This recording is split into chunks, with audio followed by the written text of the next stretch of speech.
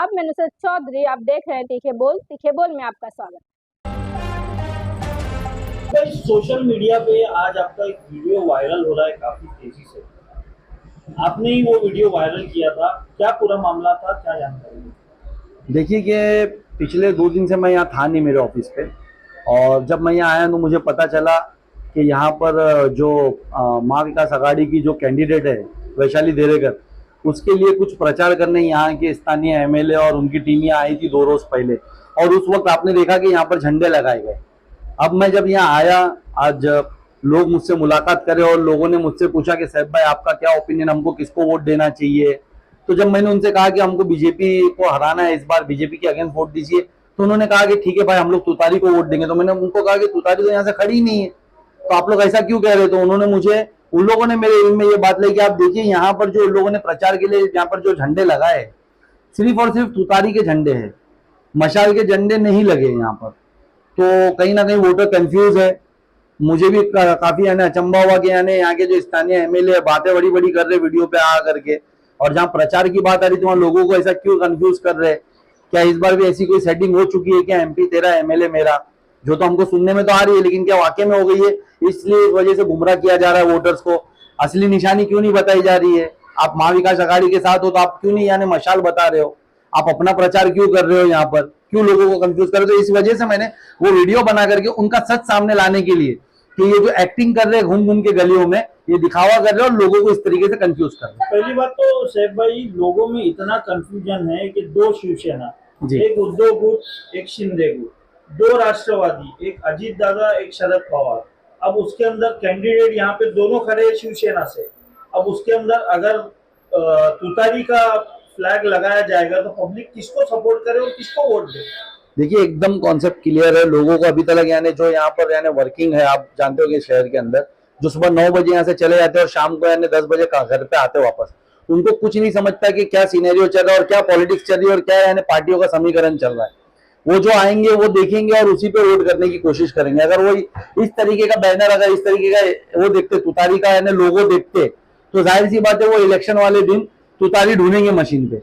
जब उनको वो मशीन पे तुतारी नहीं मिलेगी वोटिंग उस पे, तो उनके पास सेकंड ऑप्शन कोई बचेगा नहीं, तीर कमान मिलेगा और वो कंफ्यूज होकर के तीर कमान को वोट दे देंगे, जो इनडायरेक्टली बीजेपी को चला जाएगा। आम आदमी अभी तक इसी में परेशान है कि शिवसेना जो 2 हुई है उसमें से किसको वोट डालना है, कौन है, इसी में आम आदमी परेशान है।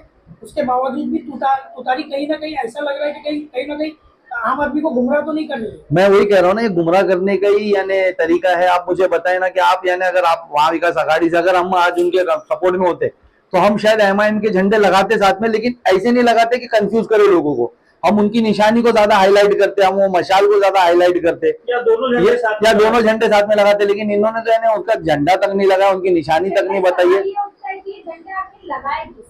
देखिए बाजू में एनसीपी का ऑफिस है उनका, यानी यहाँ पर परसों के दिन कार्यक्रम था, यहाँ पर जो उनके विधायक वगैरह आए थे यहाँ पर, उन लोगों ने ही झंडे लगाए। झंडे तो ऐसा आके लगेंगे नहीं, और अगर किसी और ने लगाया होता तो उनका क्या ऑब्जेक्शन है उस झंडे पे, वो अपनी प्रक्रिया, आप बाजू में ऑफिस पूछ लीजिए, जाहिर करेंगे वो लोग। आप क्या अपील करना चाहेंगे सर? देखिए मैं आप लोग के माध्यम से सिर्फ मेरे मुमरा के नहीं, मैं पूरे यानी देश भर की आवाम से अपील करना चाहूंगा कि इस बार का इलेक्शन सबसे अलग इलेक्शन है, जो पिछले 70 सालों में नहीं हुआ वैसे उस तरीके का इलेक्शन है। इस बार सीधा आवाम की जंग यानी सरकार से है।